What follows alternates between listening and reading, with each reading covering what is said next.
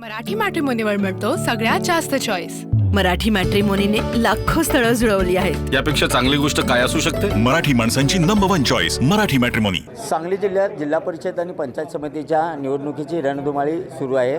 आपण पाहू शकता आज तासगावमध्ये राष्ट्रवादी शरद पवार गटाचे आमदार रोहित पाटील यांनी वचननामा प्रसिद्ध केलेला आहे।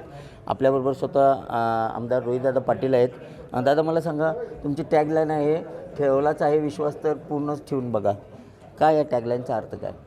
खरं तर आज ही निवडणूक जिल्हा परिषदेची आणि पंचायत समितीची लागलेली आहे आणि या माध्यमातून एक महत्त्वाचे आणि महत्त्वपूर्ण काम करणारे लोकप्रतिनिधी लोकांनी निवडून देण्याचं काम करायचं आहे। आणि गेल्या 8-10 वर्षामध्ये मतदारसंघात काम करत असताना जिल्हा परिषदेच्या पातळीवरच्या अनेक योजना, पंचायत समितीमधल्या अनेक कामं आम्ही केलेले आहेत। तिथला अभ्यास आम्हाला झालेला आहे आणि तो सगळा अभ्यास आणि सर्व पार्लमेंटरी कमिटी जी मतदारसंघामध्ये आम्ही तयार केली होती, या सगळ्यांचं मत घेऊन आम्ही एक वचननामा तयार केला आणि तो वचननामा प्रसिद्ध आज लोकांच्या समोर वसंत पंचमीच्या मुहूर्तावरती आम्ही सर्वांनी केला। आता विधानसभेला मी काम करावं, तरुणांकडून कामाच्या अपेक्षा असतात, पण फक्त आमदार आपला नाही पाहिजे, काम प्रभावीपणाने अंमलबजावणी त्या कामाची व्हायची असेल तर जिल्हा परिषद सदस्य आपला पाहिजे, पंचायत समितीचा सदस्य आपला पाहिजे। आणि मोठ्या प्रमाणात गेल्या वर्षभरामध्ये अगदी प्रतिकूल परिस्थितीतून सुद्धा निधी आणण्याचं काम आपण सर्वांनी केलेलं आहे। असं असताना लोकांनी आमच्यावरती विश्वास ठेवावा म्हणून विधानसभेला जसा माझ्यावरती विश्वास ठेवलेला आहे तसाही आत्ता विश्वास ठेवून तुम्ही आमचे सगळे लोकप्रतिनिधी निवडून द्यावेत आणि काम करायला एक चांगला आणि सक्षम उमेदवार तुम्ही सर्वांनी निवडून दिला पाहिजे, ही भूमिका घेऊन मी लोकांसमोर चाललो आहे। त्यामुळं ठेवलाच आहे विश्वास तर पूर्ण ठेवून बघा। आता नगर परिषदेच्या निवडणुका झाल्या, समोरच्या विरोधकांनी असा आरोपसुद्धा केलेला आहे की निष्ठावंतांना तुम्ही डावलल्यामुळे तुमचा राष्ट्रवादीचा पराभव झाला आहे आणि तुमच्या पराभवाची नेमकी कारणं काय? आता मी अगदीच खरं तुम्हाला सांगितलं तर नगरपालिकेच्या निवडणुकीमध्ये अगदी तासगाव शहरामध्ये आम्ही कुणालाही डावललं नाही। आमच्या उमेदवाऱ्या पक्षाच्या पहिल्यांदाच ठरलेल्या असतानासुद्धा परत काही मिसकम्युनिकेशन झाले। ज्या उमेदवारांनी बंडखोरी केली त्यांना साधारण 1900 मतं शहरामध्ये मिळाली आणि त्या मतांचा फटका आम्हाला बसला असावा आणि त्याचबरोबर साधारण 1451 मतं ही बोगस मतदान तासगाव शहरामध्ये होतं। विधानसभेच्या वेळेला ते वाढवलं होतं। ती काढण्यासाठी आम्ही योग्य ते पुरावे सगळ्याच गोष्टी निवडणूक अधिकाऱ्यांकडे दिल्या होत्या, पण आयोगानं मतदार काढायची प्रक्रिया राबवली नसल्यामुळे ते मतदान आहे असं राहिलं। साधारण 950 मतदार त्या दिवशी मतदान बोगस मतदारांनी केलं आणि आमचा उमेदवार अमाप पैसे वाटलेले असतानासुद्धा, इतक्या मोठ्या प्रमाणात बोगस मतदान झालेलं असतानासुद्धा आणि बंडखोर उमेदवारी असतानासुद्धा अवघ्या 50 मतांनी आमच्या उमेदवाराचा पराभव झाला। तो पराभव नैतिकपणाने आम्ही स्वीकारलेला आहे, पण पॅनलला 50%हून अधिक मतं लोकांनी आमच्या दिलेल्या आहेत। त्या विश्वासानं आम्ही लोकांसाठी काम करत राहू।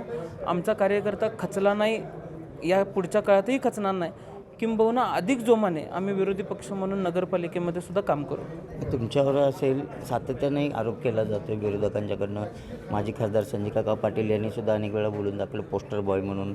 त्याचबरोबर घराणशाहीचा सुद्धा आरोप केला जातो आणि भाजपचे जे तालुका अध्यक्ष स्वप्नील पाटील यांनी सुद्धा सांगितलं की तुम्ही नुरा कुस्ती खेळायला लागलाय, कसं बघता याकडे?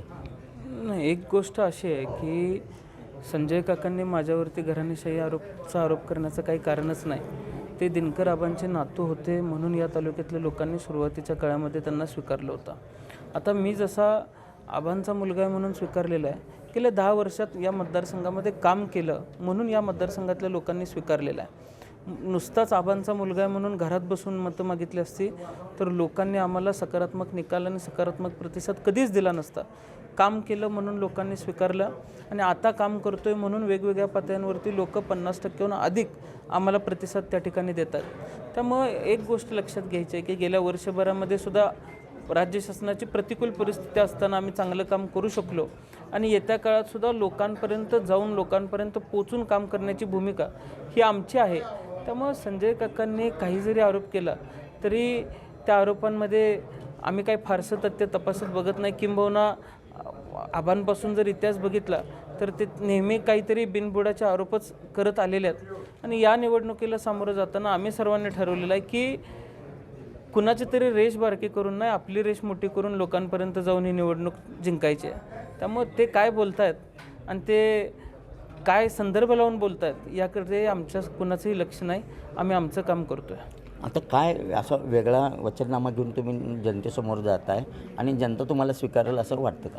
गेल्या 9 वर्षामध्ये स्थानिक स्वराज्य संस्थेच्या निवडणुका झाल्या नसल्यामुळं फार मोठा गॅप हा लोकांच्या बाबतीमध्ये अनेक योजना राबवताना या स्थानिक स्वराज्य संस्थांचा पडलेला होता.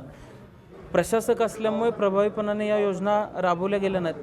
आज ज्यावेळेस स्थानिक पातळीवरचे लोकप्रतिनिधी तिथं जातील त्यावेळेस मला विश्वास आहे की अधिक प्रमाणात हे अंमलबजावणी या सर्व योजनांची होईल. तो अभ्यास लक्षामध्ये घेऊन या सगळ्या लोकांचा मत लक्षामध्ये घेऊन आम्ही एक मतदारसंघासाठी जाहीरनामा तयार केला. तो जाहीरनामा घेऊन आम्ही लोकांपर्यंत जातो आणि मला ठाम विश्वास आहे की या मतदारसंघातील लोक आम्हाला निश्चितपणाने स्वीकारतील.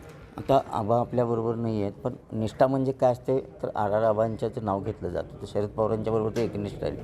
आता तुम्ही त्यांचे चिरंजीव आहात, तुम्ही सगळं राजकारण जवळून बघितलेलं आहे. आता सध्याच्या राजकारणाकडे कसं बघता आणि या नगर परिषदेच्या निवडणुका असतील, आत्ता झालेल्या नुकत्या महापालिकेच्या निवडणुका असेल, निष्ठा काय राहिलेली आहे असं राजकारणात वाटतंय का? आणि नंबर 2, जे सत्ताधाऱ्यांच्याकडून गैरवापर केला जातो आहे सत्तेचा, त्यामुळं कुठं विरोधकांना नामोहरण करण्याचा प्रयत्न केला जातो असं वाटतं का? सध्या काळ हा शिकण्याचा आहे आणि आम्ही शिकण्याचा प्रयत्न करतो आहे. एक गोष्ट खरी आहे की सत्ताधाऱ्यांकडून विरोधी पक्षाच्या सर्वच कार्यकर्त्यांचं मनोबल कमी करण्यासाठी सातत्यानं प्रयत्न होतो आहे. वेगवेगळे मार्ग वापरले जातात. पण आपण मतदारसंघातल्या सर्व लोकांना एकत्रित करून सातत्याने वेगवेगळ्या प्रश्नांवरती आवाज उठवून मतदारसंघातील लोकांना न्याय देण्याचा प्रयत्न आम्ही केलेला आहे. आता वेगवेगळ्या मार्गातून विरोधी पक्षाला हतबल करण्याचं काम ते करतायतच, पण ताकदीनं आपण लोकांबरोबर उभं राहिलं, लोकांचे प्रश्न योग्य पातळीवरती मांडले तर लोक आपल्याबरोबर उभे राहतात. तासगाव कवठेमंकाळमधली जनता ही स्वाभिमानी आहे आणि तासगाव कवठेमंकाळची लोकं ही नेहमी प्रवाह जर चुकीचा असेल तर तो प्रवाह मोडून काढायची धमक असलेली मतदार हे सगळे तासगाव कवठेमंकाळ मतदारसंघात आहेत. आणि मला विश्वास आहे की यावेळेस तासगाव कवठेमंकाळमधली लोकं इतिहास घडवतील आणि चांगलं काम करणारी माणसं, उमदी माणसं या मतदारसंघामध्ये निवडून देतील. आपण आता किती लोकांना एबी फॉर्म दिला आहे आणि तासगाव कवठेमंकाळमध्ये किती उमेदवार उभा केलेत? पंचायत समिती असेल, जिल्हा परिषद? एकूण या मतदारसंघामध्ये 10 जिल्हा परिषदेचे गट आहेत. त्यानुसार 10 जिल्हा परिषदेच्या सदस्यांना एबी फॉर्म दिलेले आहेत. 2 तासगावची 1 आणि कवठेमंकाळची 1 अशी एकूण 20 लोकांची पंचायत समितीची बॉडी आहे. त्याही 20 लोकांना आपण उमेदवारी दिलेल्या आहेत. मित्रपक्षांची आमची योग्य पातळीवरती चर्चा चालू आहेत. नेहमीच आम्ही वेगवेगळ्या संस्थांमध्ये मित्रपक्षांना अकोमोडेट करण्याचा प्रयत्न केलेला आहे आणि त्या पद्धतीनंच आत्ता सकारात्मक चर्चा आमची देखील शिवसेना उद्धव साहेबांच्या पक्षाशी चालू आहे, शेकापबरोबर चालू आहे, काँग्रेसबरोबर चालू आहे आणि योग्य त्या सकारात्मक चर्चा घडवून आम्ही ही निवडणूक एकत्रितपणानेच लढू. म्हणजे आघाडी करूनच तुम्ही या निवडणुकीला सामोरे जात आहे? तर तसा प्रयत्न आहे. पक्षाचे स्थानिक पातळीवरती काम करत असताना पदाधिकारी असतात, त्या ताकदीचा तोलामोलाचा संघटक असतो, त्यांच्यावरती अन्याय करून चालत नाही. त्यामुळे मैत्रीपूर्ण लढत हा सुद्धा पर्याय आमच्यासमोर आहे. त्यामुळे बघू, आपण अद्याप चर्चेला 4 दिवस बाकी आहेत, आम्ही तो योग्य निर्णय घेऊ. विजयाची कितपत खात्री?